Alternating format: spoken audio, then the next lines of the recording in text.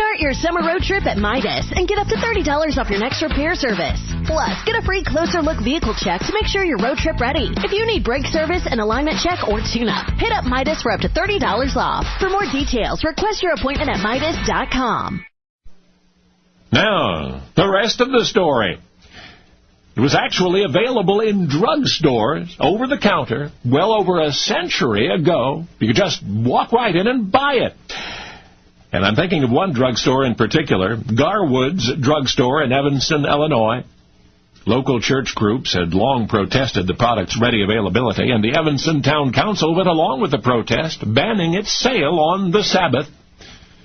Well, that greatly upset Bill Garwood. He was the drugstore's owner and proprietor. Surely if what he was selling were immoral, then why didn't the town council outlaw it altogether? Otherwise, they should just leave him alone.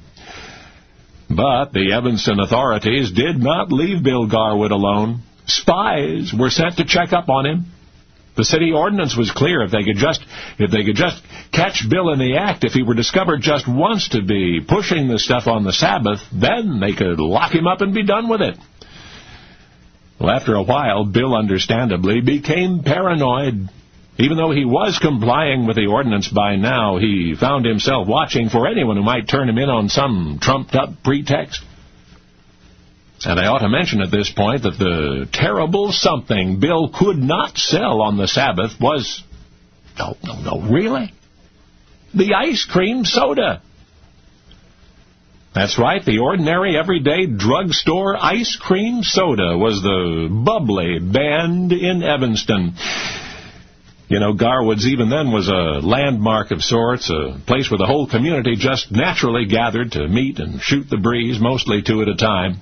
In some towns it was the courthouse or the barber shop, but in Evanston it was Garwood's.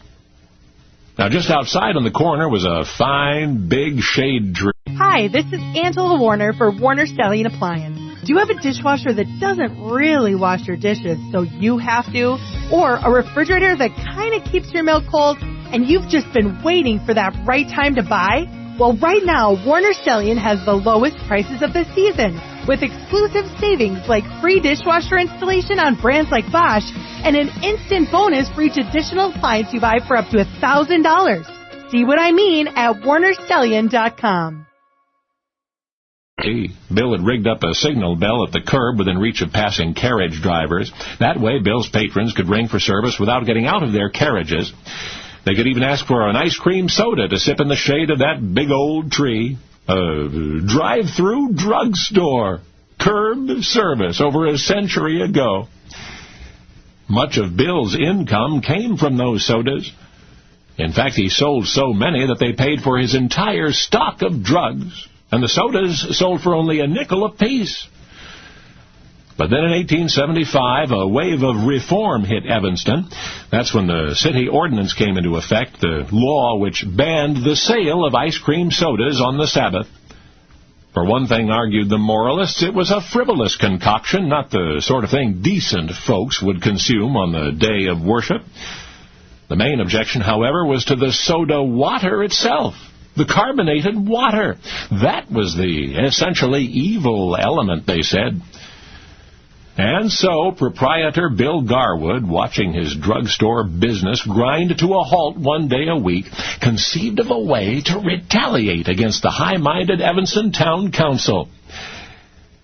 Now, the ultimate solution to Bill's dilemma has been claimed by a number of communities throughout the United States, but our research indicates that Bill Garwood was the first. The first man ever to take the soda water out of the soda and serve what was left on what Christians of that era called the Sabbath. He even named it after the day on which sodas could not be sold, and so forever after it would be known as the Ice Cream Sunday. So now you know the rest of the story.